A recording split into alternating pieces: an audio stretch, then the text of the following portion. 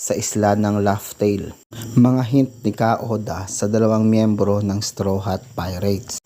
Unahin ko na tong si Franky. Sa episode na to, diretsahan niyang sinuway ang utos ng kanyang kapitan.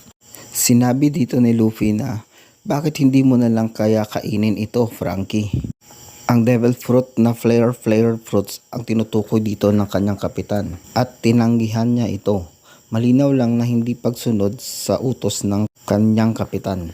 Ang pangalawa ay ang vice captain na si Roronoa Zoro. Sino ba namang vice captain na aatakihin ng kanyang kapitan ng ganito katindi?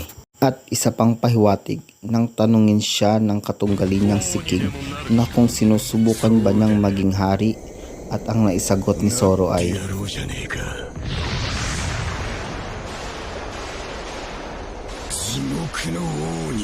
So ayan guys, silang dalawa ang posibleng maging